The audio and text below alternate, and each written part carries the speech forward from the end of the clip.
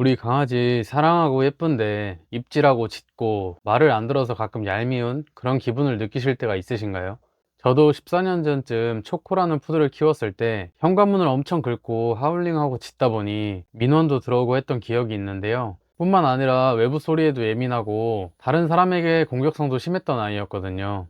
그럴 때면 솔직히 얄밉다가도 내가 잘못 키운 건가 싶기도 하고 그렇더라고요. 그때는 어리기도 했고 지금처럼 정보를 얻기 쉬운 환경도 아니어서 더 애먹었던 기억이 있습니다. 다행히 그게 어떤 이유 때문이었는지 지금은 알게 됐지만요. 오늘은 영상을 포함한 지금 반려견을 잘 키우고 계신지, 어떻게 하면 잘 키울 수 있을지 체크 가능한 자료도 준비했으니 영상 끝까지 집중해주세요. 질문 하나 드리겠습니다. 반려견 교육은 능력 있는 훈련사가 하는 게 좋을까요? 보호자님 직접 하시는 게 좋을까요? 감이 잘 안 오실 분들을 위해 질문을 바꿔보겠습니다. 자녀가 교정해야 될 부분이 있다면 훈육을 누군가한테 맡기실 건가요? 직접 하실 건가요? 그치만 사람처럼 언어로 대화가 되는 게 아니기 때문에 심리 상담 같은 걸로 해결할 수 있는 것도 아니죠. 훈육과 교육이라는 건 능력치와 별개로 아무나 하는 것이 아닙니다. 친하지 않은 친구나 존경하지 않는 상사가 우리에게 야, 그건 잘못됐어. 그건 그렇게 하는 게 아니지. 라고 한들 귀에 들어오시나요? 뭐야, 쟤. 당신이나 잘해. 라며 반발심만 생길 겁니다. 그러고는 사회적으로 앞에서 말은 안 하고 그 말을 한 사람 앞에서는 그런 척 할 수 있죠. 인간은 자신을 먹여 살리고 키워준 부모님의 얘기조차도 도움이 되라고 하는 얘기인 걸 머리로는 알더라도 듣기 싫어하는 게 우리 인간입니다. 그리고 그건 강아지도 마찬가지예요.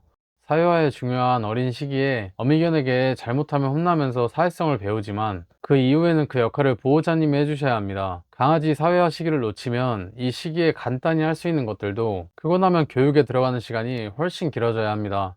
사람도 나이가 들수록 습관 고치기 어렵다는 걸 다들 느껴보셨을 겁니다. 사회화 시기 때 잘 해놓으신다면 대부분 큰 이상은 없을 거예요. 하지만 그 시기를 이미 지나쳤을 수도 있고 강아지가 느끼기에 큰 사건이 있어서 문제 행동이 생겼을 수도 있겠죠.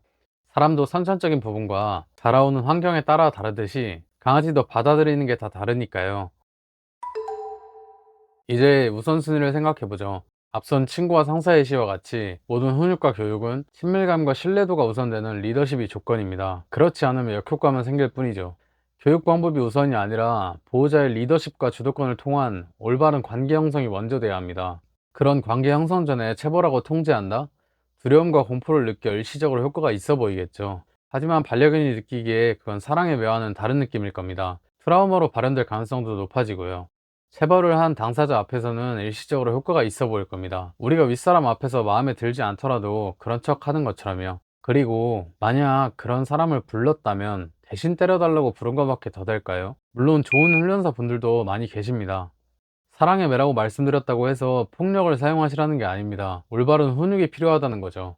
심지어 자신을 아프게 한다고 느껴 공격성이 높아지기 쉬운 동물병원에서도 현재 피어프리를 진행하고 있습니다. 근데 체벌과 폭력이 보호자님과의 유대관계는 제대로 유지가 될까요? 반려견에게는 보호자가 자기를 지켜주지도 못하는 사람 또는 무서운 사람이라고 밖에 느껴지지 않을 겁니다. 신뢰가 깨지는 거죠. 문제 행동의 근본을 파악하지 않고 폭력으로 굴복시키는 방식으로만 했을 시 억누르던 감정이 터져 공격의 대상의 보호자님이 될 수도 있어요. 네, 본론으로 돌아와서 훈육, 교육, 훈련 그 어떤 것도 결국 보호자님이 하셔야 됩니다. 그것도 이미 강아지가 마음을 내어준 보호자로 인정한 상태의 보호자님이요. 방문 훈련, 위탁 훈련소에 맡겨도 결국 보호자가 꾸준히 해야 하는 건 마찬가지입니다. 그리고 위탁 훈련소는 보호자가 없는 곳에서 훈련을 받고 오는 거기 때문에 내부 요인으로 생긴 문제라면 수면 위로 문제가 다시 드러날 가능성이 높습니다. 대부분의 강아지 문제 행동이 생기는 이유는 보호자님들의 실수인 경우가 많아요.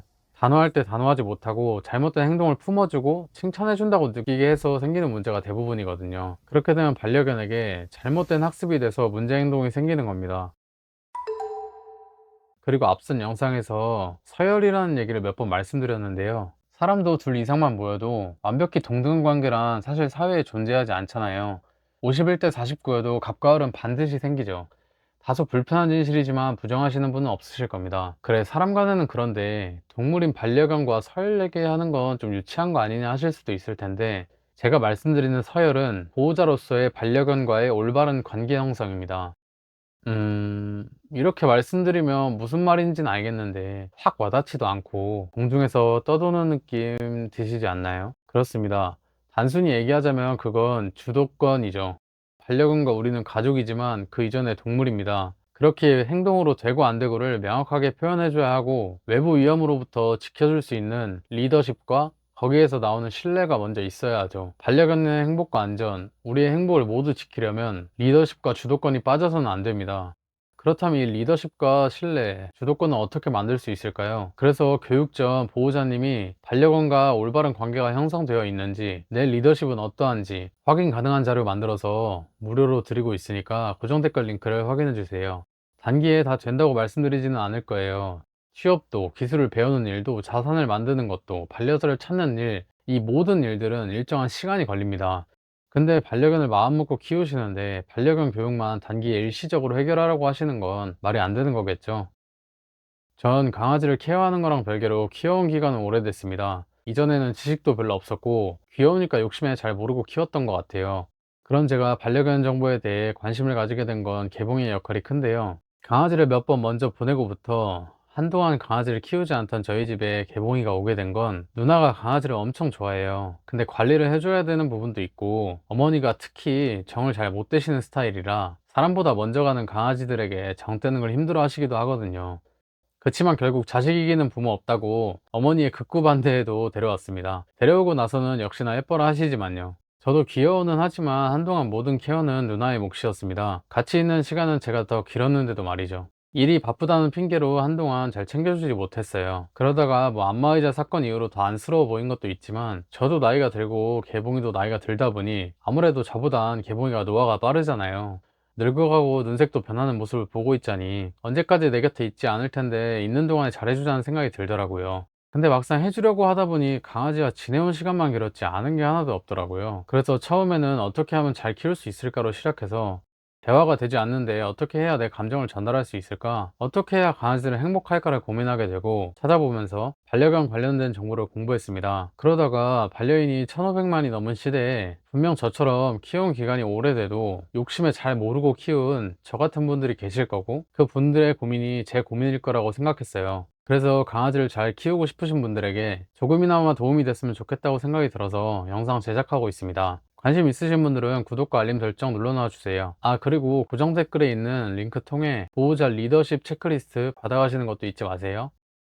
시청해주셔서 감사합니다.